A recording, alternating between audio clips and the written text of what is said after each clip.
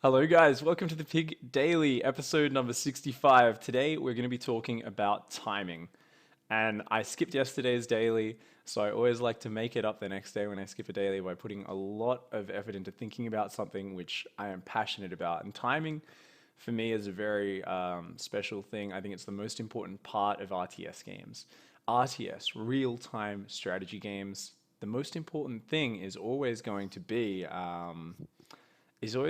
that sense of when things are happening. In a turn-based game, things are always very preset and slowed down. You've got lots of time to keep up with what's going on. However, in RTS games, things are fast, things happen constantly, and that's why timing is very important. Now, I'm talking about timing right now, not in the sense you hear a lot of people talk about it in the community, but I'm talking about timing in the sense of the traditional definition of the word. I'm talking about the choice, judgment, or control of when something should be done. Yes, I Googled that and I've got it written down in front of me. I didn't remember that off the top of my head. But basically, the keywords there are when something should be done. So, understanding when to do things.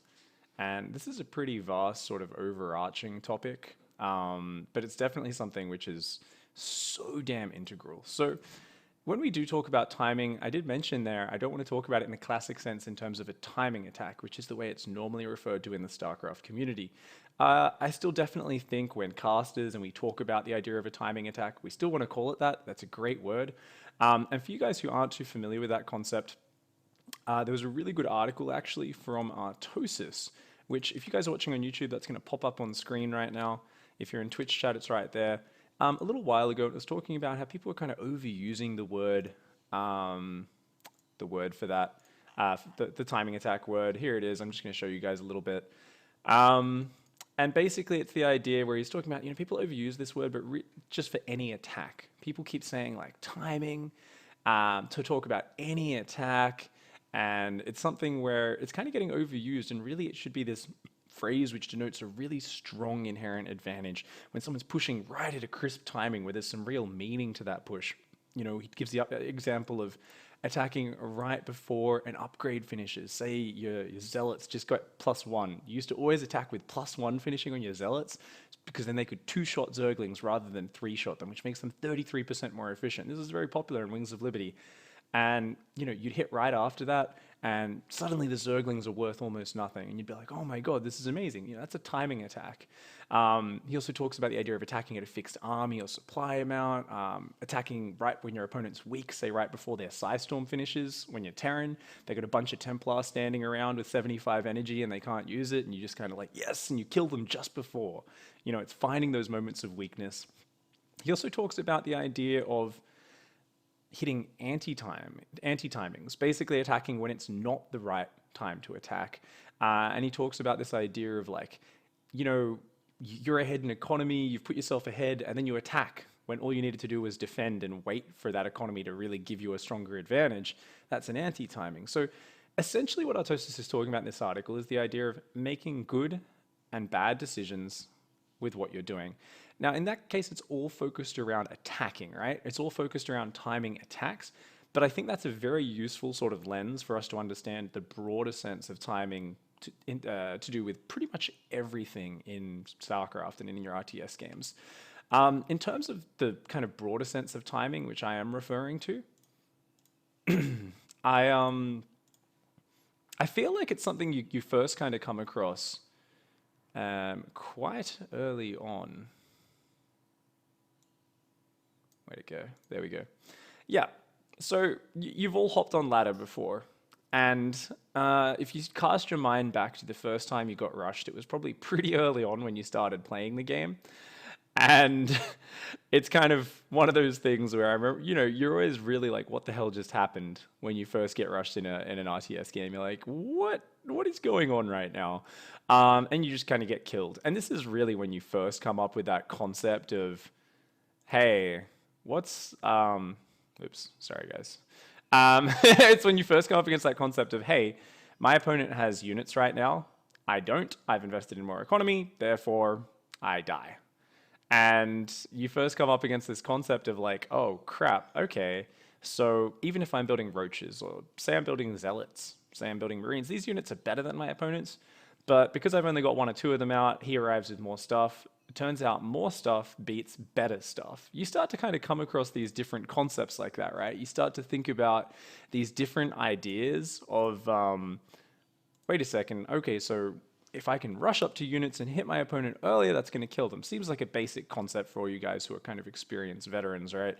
But it's something where that's where you first start to brush with the idea of timing. And this is where I should mention that this is such an overarching thing, this idea of generally when things happen in StarCraft and when to make the right decisions. This is something which touches on macro, it touches on compositions, unit positioning, it touches on so many aspects of StarCraft. In the instance of a rush, obviously you start learning how to do fancy drone micro or probe micro. You start learning how to get nice wall-offs as Terran or Protoss to defend these rushes. And it's always about understanding that right there at the start of the game, at that moment, you are intrinsically weak if you're playing a Zerg player because he can do an early pool rush, no matter the race. So you start to make adjustments. You'll see Zergs put their spawning pool in a very specific position. So this is understanding when you are weak and when you are strong. And this is something I'm going to come back to over and over again today, is the idea of who has more strength at a given moment or more potential strength in the game. And that's what this whole sense of timing, in terms of the very broad sense, is what I want to be talking about. Is can you gauge that you're strong at the moment and you can go out and bully your opponent or kill them? Do you know you're weak and you need to be safer? You need to prepare to be safe against them attacking you. And that's why I've got a nice replay here. It's a slightly older one, but it is a good one nonetheless. And it's from Neeb versus Hydra back at IEM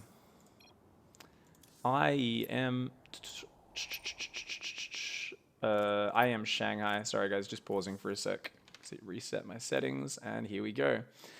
So why am I looking at this this game? The reason I chose this game is this is one of these rare examples where we get to see a pro player playing against another pro player kind of just really dictate the pace of the game. Well, maybe it's not that rare. We do see quite a few one-sided matches if you watch all the earlier stages of tournaments as well. But it's one of these games where we get to see Neeb here make really good decisions throughout the game.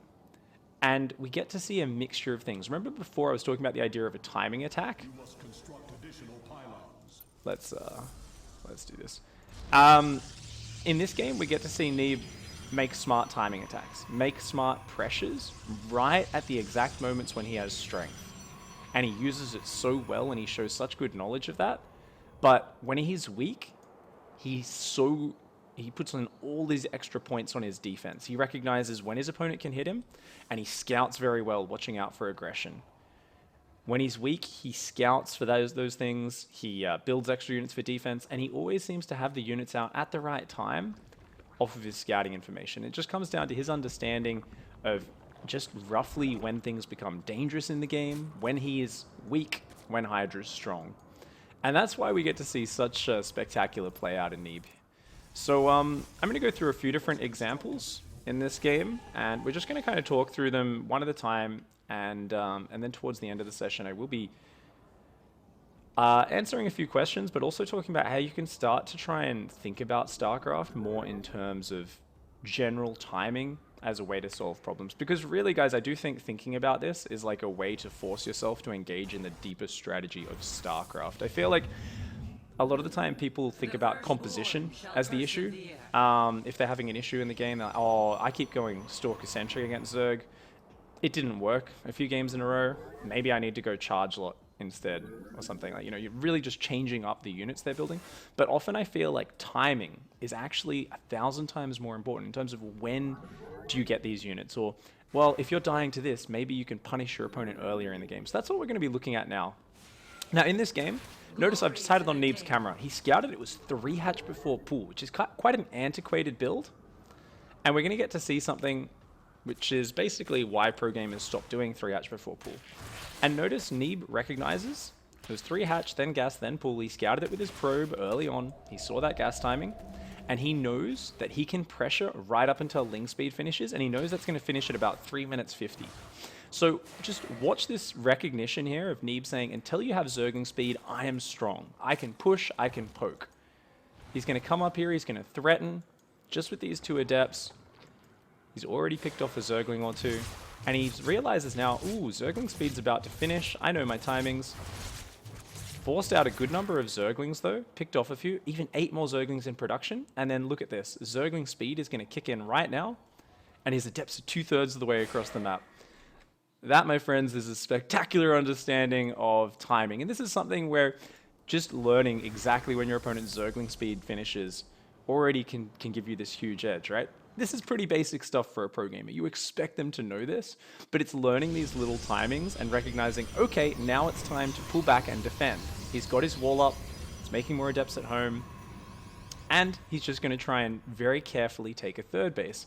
And this is some cool stuff. This is awesome. So I'm going to kind of fast forward a little bit and find the next moment I wanted to talk about here, because otherwise I'm just going to go through the entire game. So the next moment is going to be at about 5 minutes 30, 5 minutes 40 into the game. So Neeb secures his third after that, has a good time of it, and then we enter a very interesting point where, because he's opened Phoenix especially, Neeb doesn't have a lot of strength on the ground, but Phoenix offer him a lot of scouting, a lot of preparation. But keep in mind, naturally at this point in the game, Zerg can just flood out a lot of Ravagers, Zerglings, Banelings. They can just run at you with so many units. And at high level, Protoss players have realized that at this stage of the game, if they want to keep up in economy and really compete with Zerg and Terran players, they need to defend with a very small number of units and just use them very expertly. Make sure they use them really damn well. So if you look at home, Neeb back here, he's only got a few Adepts and Zealots and Sentries, but look at this building placement. He's got a nice little gap. He can wedge 2 Adepts in there so they can't get surrounded by Zerglings. He's got a bit of a choke point here, so he can just do a single force field there. He can plug units in there. So he's got this prepared SimCity very well. But not only that, if we go back right around this 5 minute 30 mark, notice how his Phoenix aren't harassing. Neeb recognizes, let's put this on his camera. Neeb recognizes at this point, I'm weak. If he hits me, I need to have my units in the perfect position. I need to be really well prepared. I need to have the overcharges landing in the right spot. I need my units like perfectly force fielding. I can't let anything get surrounded. So notice his Phoenix come back and they're doing a bit of a rotation around there, specifically checking for a big attack coming his way. And only when he kind of confirms that's not coming, does he go across the map. Because keep in mind, like I said, Protoss needs to use their units expertly because they don't have a lot of gates. He's trying to get upgrades. He's got a Stargate, which can't really help him unless he scouts an attack coming very early. Maybe he can build a Void Ray. He's only got 3 gateways, and his robos are still just going down. So really, there's not a lot of unit production for Zerg at this, for Protoss at this moment. That's just how top Protoss players build up. As a result, you've got to make accommodations. You've got to play a little bit safer on the scouting. You've got to make sure you see an all-in coming because you don't naturally have the strength. Now, if Neeb was going for a big 8-gate all-in, he'd have a lot of unit production, right? If he's going for a big 10-gate, like just Blink Stalker attack or something, he doesn't need to scout because he's naturally strong at this point in the game. But Neeb is adapting to that weakness there. And that's just, you know, very good kind of knowledge of exactly how long he's weak for. But you'll notice that he kind of scouts for a short window of time, and then his Phoenix just go back to harassing. They go back to scouting into the base and kind of checking for what the follow-up is. There's a really cool point that we're about to look at where Neeb starts to look with his Phoenix, trying to get some scouting. Is there a Spire down? What's your transition? And at this moment, he spots Hydralisks. And this is where we get to see Neeb's just game knowledge, his experience kick off. Keep in mind, you know, Neeb probably doesn't play this style at all against Zerg anymore because the meta changes so fast, and this was like 2 months ago, 2-3 months ago. But let's see what his response is. Neeb makes Blink. He makes a Robotics Bay. So he wants to go Blink Disruptor against the Hydralisks. And he's just adding gateways at the natural timing because, you know, his third saturated, he's added all of his tech. It's time to get gateways to make extra units to buff out his high-tech units. And he also makes an Oracle. Now this is really, this is just awesome. I'm just going to lock this on Neeb's camera so I can talk about this a little bit. So let's think about it in terms of, you guys might not have the same knowledge as Neeb. Maybe the meta's different at your level. StarCraft's always based on your own experience, your own skill level, your own understanding of how people are playing. But here at the top level for Neeb, he's got 2 things running through his mind right now. He says, you're going Hydras. There are 2 moments where your army becomes strong. Right now, at my skill level with my micro, I don't care about Hydralisks. Force fields, pylon cannon, plus just warping in gateway units in these couple of models, I will crush any Hydraling timing. He says, I don't sweat it at all. Easy peasy. So at the moment, I feel comfortable. I feel safe. I feel strong. I don't necessarily think I can push into you, but we're at least kind of even in that strength. He says, when does Zerg get strong? He says, I know when Zerg gets strong. It's either when a Lurker Den finishes and Lurkers enter the map, or it's when Speedbanes enter, and then it's either Hydra Speedbane or Hydraling Lurker. Those are the two compositions where he can't fight that with just a few Immortals and Gateway units. So he's preparing for both of those timings at once with a generic sort of response here, where Disruptors, fantastic against Hydras and Lurkers, and not too bad against Speedbanes, especially if you've got good force fields.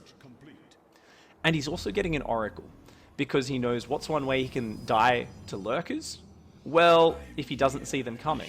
So getting an Oracle's great because he can tag those those Lurkers, guaranteed detection, and that way he can, you know, snipe them down. Okay, that's cool. What about Hydra Baneling? How does Hydra Baneling catch Neeb out? Well, the one way that Hydra Baneling could catch Neeb out is by catching him from multiple angles and surrounding his army, or catching his army on one side and Ling Bane runs into another base and clears out a probe line. So it's actually really just this very kind of like middle of the road, like this will keep me safe against everything in the future. But notice at that moment, there's still not a lot of unit production out of Neeb, because he's got this knowledge of I'm not weak against those Hydras and Zerglings. So throughout this phase, only now has he actually started adding on these Stalker Warpins as Blinks finished up. Wasn't worried about building Gateway units constantly before this. If we go back about 8 minutes 20, check this out. This is way after he scouted the Hydras. His army's still tiny. He's got like a few Stalkers, 3 Immortals, just a few Sentries, Zealots, and Adepts from early game. Not a lot of units at all. Does show some amazing foresight and kills his own Gateway, by the way. That's sick. But, you know, he doesn't really start exploding into those units until now. So now, as his Gateways finish, we're going to start to see, okay, all the Stalkers are warping in. He knew that from the moment he scouted the Hydras, he scouted them pretty early, he had this rough sense in his head of about how long he had before he needed to be ready for an attack. And just check out how damn well timed out this is. He gets up to 4 Disruptors and a whole bunch of Stalkers just as his back rocks are going down, and just as Hydra is thinking about pushing in with Hydras and Lurkers. Disruptors come out and say, nah, get wrecked. And Neeb here, by staying safe while building a strong economy, scouting well, he simply recognizes that now that he's got those Disruptors out, that he's killed a few of those Lurkers immediately, he enters a period of strength, especially with every extra Disruptor that comes out. He knows that he gets stronger and stronger. He's also got the vision to tag the enemy army, and so he sees that army retreating. And this is all just Neeb being literal god Neeb, being smart. And he knows now he enters a period of strength. So keep in mind, he was weak up to that point. He was investing in very low numbers of units. He was sitting back defensively. He knew he couldn't be out on the map, even though he wasn't worried about a Hydraling attack so much, because he was investing in these higher tech units, these Disruptors, these lots of gateways, this big economy. He knew he was like, I've just got to sit back and defend. I'm still at a moment of weakness, technically. I can defend, but I'm at a moment of weakness. And the moment I get out multiple Disruptors against this army, suddenly I swap back into this confidence. Check this out. Immediately dives back out onto the map. He wants to put counter pressure on. He wants to use his army right now because he knows his army is really sick against Hydra's army. So he's like, yeah, I've got strength right now. I've got this great position. And look at this. He actually does get caught out by this counterattack, starts losing probes. Doesn't pull his army home though, partly because he's already got cannons at home. So even though he loses a few probes, and these counterattacks start coming in. Look at this. Look how well prepared he is at home. This is just sick preparation. This is the one mistake. He does lose the 4th base, but building up there. But he's blasting down Lurkers. He's clearing the creep out of the middle of the map. He's taking fantastic unit trades. Just a fantastic understanding of timing. So here, Neeb makes a really advanced thing. He says, I'm powerful right now, but Neeb also factors in so many other parts of the game. He says, yeah, I'm powerful right now, but I've got Disruptors. Disruptors are this really good single fight army unit, right? Suddenly, if you're dealing with fighting in 3 or 4 locations, Disruptors are not so good. Realistically, he knows that in this position, once he's got 4, 6 Disruptors out, there is literally no way Hydra can engage that unless Hydra has like mass well-upgraded Zerglings like surrounding his army, which he knows Hydra doesn't have because he's put all his money into Hydras and Lurkers. He knows that Hydra just can't fight that front on. So he realizes, I'm really strong right now. So what is the natural? He actually is thinking one step ahead, just, you know, going into that strategy saying, if I'm strong at this moment and I really recognize just how immensely strong I am with the way the Disruptor works, Hydra's only option here is to counterattack. So if we actually look back to that 10-minute mark in this game, check this out. He clears up these lurkers, and even as he's clearing up these lurkers, Neeb is already processing the fact that, oh man, I just killed a few of his tech units. I've got the important power units out. Check this out. Warps into Adepts there. Already, as he was holding that attack, he was morphing in cannons over here. Morphs Adepts, ready to deal with Zerglings. Now, obviously, that's partly because he spots the Zerglings coming up there with the Oracle tag. Cannons on the left as well. He's got cannons all over the place, ready to prepare against this attack. Adds more cannons, even as he pushes on the map. So this is Neeb saying, I know you can't fight this army. So I don't even need to warp in that many units on the front. I just need to make sure your counterattacks can't do damage. Look at that. He leaves a whole pack of gateway units there and has 3 cannons at his third. This is just amazing preparation and understanding that whilst I might be strong at this point in the game, I need to prepare for what my opponent's natural counter is to that. My opponent is Hydra. He's a damn good pro player. He understands the game really well. Hydra knows when he sees that army push out that his only option, let's watch that from Hydra's view, he knows that his only option is to counterattack. Neeb, thinking one step ahead to saying, my opponent's going to recognize he's weak and I'm strong at this point, he has to avoid my army. He has to go for the flanks. He has to go for the counters. He can't fight me front on. Therefore, prepare one step ahead. And already, I mean, I know it's a bit of a stretch saying, well, that's just how this composition works. But what I'm really trying to kind of hit home in terms of this episode here and with this sort of thinking is whenever you think about any situation in terms of who is strong or who is weak at a certain moment in the game, you start to make much better strategic decisions. You avoid making anti-timing attacks. You know, hitting a bad anti-timing. You start making these really smart, clever moves. And this is why Neeb looks like he's always one step ahead of Hydra here. He just played the early game very well with the nice adept pressure against the 3-hatch, ended up a few drones ahead. That's why people usually don't go 3-hatch against Protoss anymore, because they can stay with their adepts as long as Neeb did and force a lot of Zerglings out. But not just that, he's so prepared for all the follow-up moves. He knows that Disruptors countered Hydra's options, and he knew that once he had them out, Hydra had to counterattack a lot, and he just was so well prepared. And I'll just leave this on Neeb's camera for a little bit. So we are going to get towards the end of the important points of this replay, and I'm going to start answering questions and talk about how you guys can apply this to your own ladder play very soon. So notice Neeb is still out here. He's just marauding around the map. He's retaking a 4th base up there. He still wants to trade with these units. Lurkers are very good at defending, so it's a little bit tough for him, but he is just slowly picking away at these lurkers. Does lose a disruptor or 2 there, I think. But look at the supply. He's way up in supply. He just keeps picking away over and over, doing a fantastic job, because he wants to use his army now. He knows his army is strong. Now, what have I been talking about? I've been talking about recognizing when you're strong, recognizing when you're weak. Well, let's think about this.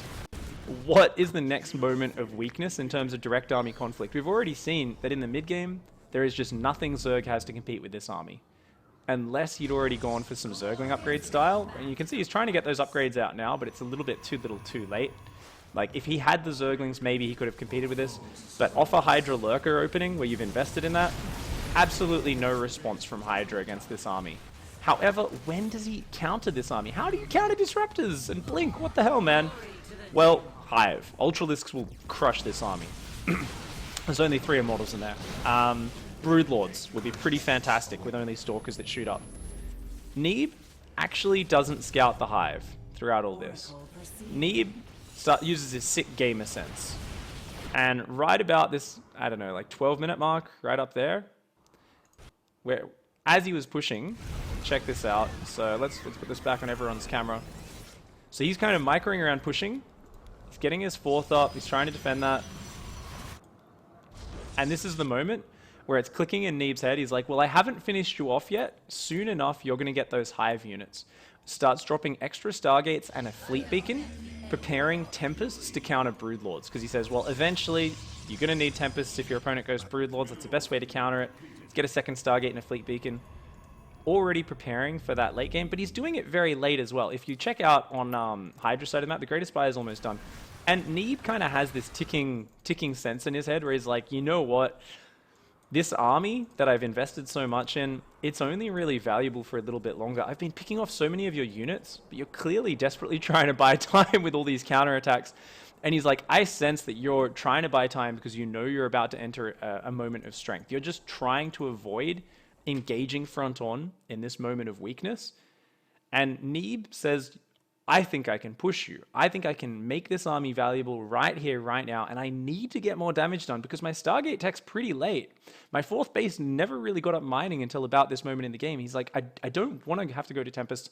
I want to get more value out of this army. I've been cleaning up counterattacks left, right, and center. I know that my army is probably stronger than yours right now. I think right up until I see Broodlords or Ultras coming out, I'm just going to keep pushing and keep trying to get damage done. And Neeb here actually shows such decisiveness, recognizing the situation he's in. And check it out. At this moment, okay, there's a huge counterattack, catches all his disruptors. He's like, oh shit, I done goofed. I'd missed the rotation of Hydra's army up here. And this kind of forces his hand, but Neeb here also recognizes, just from that timing sense, that he can push in. He says, you know what, that's too much army over there. I've been picking away at you. My army's still strong. I haven't seen Hive Tech yet. And he just dives in here. Disruptor shots to clear the lurkers, blinks on in. He's going to pull back just for a moment there because he's worried about A, moving into lurkers while he's microing at home. And he tries to defend at home, and he actually does a pretty good job of it, despite losing a lot of disruptors. But notice how he just knows he can keep pushing in areas. Like, that's too many units you committed over there. And he says, I want to push in. And you know what? I think I can keep going. He says, I don't think... Let's put this on Neeb's camera once more. He says, I don't think you've got the answer to this yet. And it turns out he actually hits just as the answer finishes. These Broodlords just finished morphing, and he's already on top of them. Like, those cocoons literally just popped. Dives on top of it, realizing that there's no support, because he's just been so decisive at dealing with everything else. Snipes down all of those Broodlords, and even with this little hodgepodge army, reacts to the situation splendidly, realizes that he's got the strength, dictates the pace of the game, and does clean up those last Broodlords. There's upper base, has Tempests on the way, and Hydra has to tap out. So that's a really interesting game. It's a slightly older style. We see Blink Disruptor versus Hydra Lurker, which is something we don't see as much these days. But why did I want to watch that, guys? Because I felt like I said at the start of the game, this is one of these rare examples of a guy pokes aggressively, pulls back at the perfect time. Realizes he's weak, scouts very well, prepares for the aggression, has great SimCity at the 3rd base. Realizes there's, scouts with his Phoenix, sees Hydras, realizes the potential timings, has the units ready literally just as the push is hitting him, gets up to that magic count of 4 disruptors where he can just stop lurkers from pushing in. And then he says, I'm strong again. Pushes out onto the map. When he's strong, roams around without just going all in. You could just go try and kill your opponent when you're ahead like that. Or you can just use it to control the map, to put pressure on. Realizing the way his army works, sets up for counterattacks while he's roaming around the map. And then he kind of, is just kind of always identifying these moments of weakness in his opponent, as well as compensating for his own moments of weakness. And that really is a lot of what StarCraft's about. It's about recognizing this shift of when you should be out on the map pushing and when you should be at home defending, when you can be the one putting on pressure and so on. And it's not always just about attacking as well. When you're ahead, that's also a way to recognize when you can take a greedy edge, where you can do something like say to yourself, you know what? I'm ahead right now. Let's drop double forge and a bunch of tech. Let's get ahead in that way. You can get ahead defensively as well. And that's another way of using your strength in the game. It's not always about attacking, but attacking is the easiest way to understand this concept.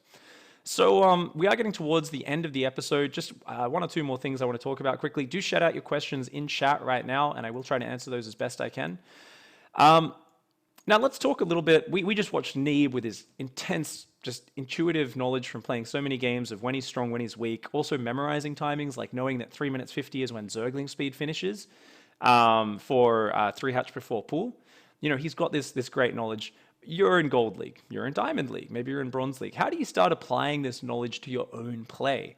How do you start thinking about the game in terms of timing? And what I really want you to try and think about applying this to is problems in StarCraft. So if you run into a problem, think about something that makes you frustrated. Mutalisks are driving you crazy. You're a Protoss player and Mutalisks are driving you crazy. Think about a few months ago, if you're part of the community and you guys read a lot of Reddit and Team Liquid, there was like a 4-month period earlier this year, maybe even longer, where like every Protoss player that wasn't a pro was like, PvZ is so broken. You have to go Phoenix every game, and Phoenix suck against ground units and all-ins, because if you don't go Phoenix, they just build mutas and you just die.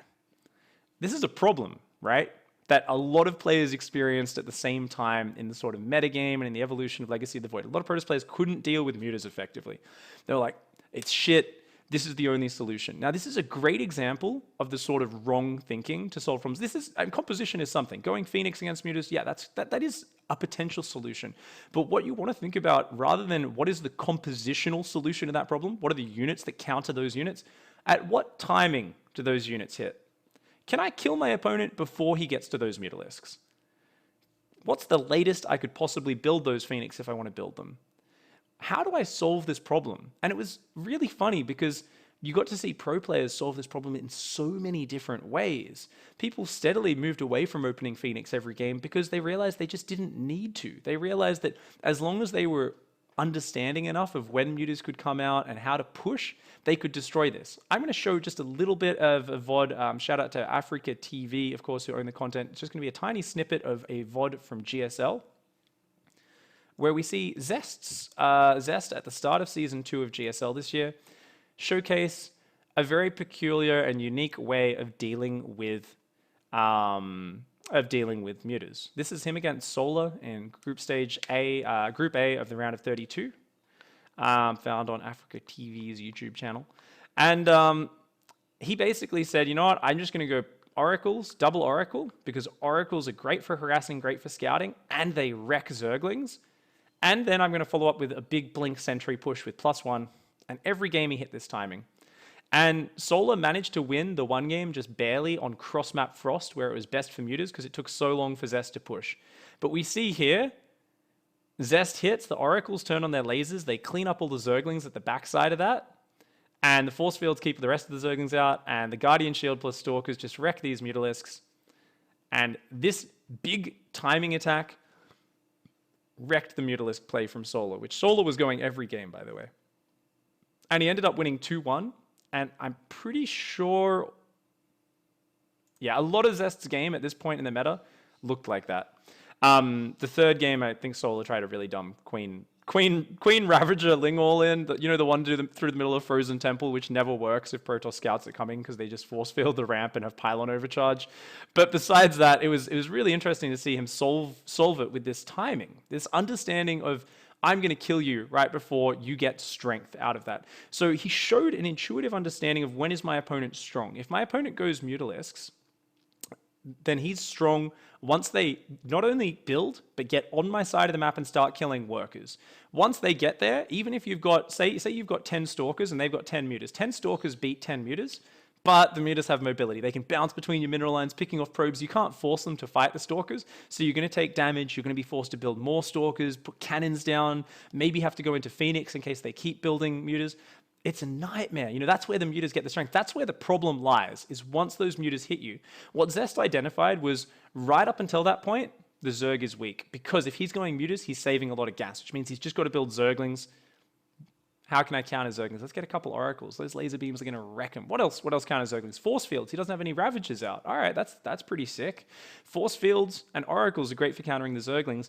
And right up until the mutas are out, they suck. Even when the mutas are out, as long as they don't get time to go across your side of the map into your mineral lines, they're kind of shit in a front-on fight as well. We saw this. The Stalkers and Sentries countered them. So what Zest did was he solved the problem with a timing attack. But that's not the only way. It's not just kill your opponent before then. It's also something you can apply the sense of timing to thinking about, well, what's the latest I could get my defense up? Let's go double Stargate at 5 minutes every game, or double Stargate every game if I see a Spire. You could say this and say, as long as I have 4 Phoenix out by the time the mutas pop, I'm always okay. And you start to kind of use your sense of timing to figure out what is the least possible reaction in terms of defense. But you also can figure out, oh, maybe there's a window to just kill you. You're going to that too greedy, as we saw Zest do. So this sort of thinking is where solid play is derived from. It's also where punishing your opponent when they're being greedy is derived from. It all comes under that one big banner of understanding when your opponent's weak, when they're strong, and how to capitalize on it by understanding your own strengths and weaknesses. So at low level, how do you put this into practice? Couple basic things. You die to DTs one game. you're like, shit, man, I just died to DTs. I'm going to build a spore crawler in my mineral line at 2 minutes every game. And you always see this in lower level play, mainly bronze, silver, occasionally gold. And I always say to people, DTs can't hit you for 2 minutes after that. So you, by building that so early, you're showing you don't understand a very essential timing, and you're cutting a lot of economy out to get this defense up way ahead of when you need to. At the basic level, understanding timing is starting to just learn how to be safe in the early game, but safe without overcommitting to that safety. It's learning to scout your opponent's natural and say, you don't have a natural expansion yet. Oh shit, you could be doing a big all-in. All of this is understanding when your opponent could be strong and hit you hard, and when you're weak because you've been building your economy as normal. Oh shit, he's being aggressive. He's not expanding. I am. Time to build lots of units and be safe. At the most basic level, timing is something you naturally will learn by studying all the other videos out there where people talk about having good macro, scouting and defending things, where people talk about how to use positioning properly and compositions properly to deal with certain situations. All of that comes under this banner, but whenever you do come up against a problem, try to think about when, not what. Try to think about what time can you punish something, what time do you need to defend something, not what units do you need to defend it. As soon as you start thinking about StarCraft in those terms, you will find that your intrinsic understanding of strategy and how to adapt and adjust is going to increase exponentially. The number of GM players I see out there who still don't apply that. They just say this unit's Imber or this composition's Imber, and they just wait until they see a pro game where a really top level player counters that composition. And then they just copy it. And they can play at GM level with that. And people say you're a really good player, but I look at that sometimes and I say, I don't feel like you're truly understanding the strategy of the game yourself. And I feel like if you're one of those players, try to think about it in terms of timing and try to craft your own builds and your own timings and think about the game in that way. And if you can do that, you'll find that you automatically understand the strategy better. You become smarter, you become better, and it just becomes awesome. So thank you so much, guys, for watching. Let me see if there's any questions there. I'll quickly answer one or two questions before we finish up the show. I mean, it's a very theoretical kind of topic, so I don't think there will be many questions. Yeah, no questions. Awesome, no worries. So, guys, I appreciate you guys hanging out. As always, if you're watching on YouTube, thank you very much. If you're watching on Twitch, do hang around. I was excited to do this episode. I kept it down to 40 minutes. Which is good considering how vast this topic is. So think about things in terms of when, not when. When, not how. Not how. Yeah, when, not how. Think about always that overarching sense of when you're going to hit things. And that's just the best way to solve problems and be creative in StarCraft. So thank you very much for watching, guys. I appreciate the support. Don't forget to hug a watermelon, kick a cactus, and of course, punch a walrus to the moon. I'll catch you guys next time. Goodbye and good night.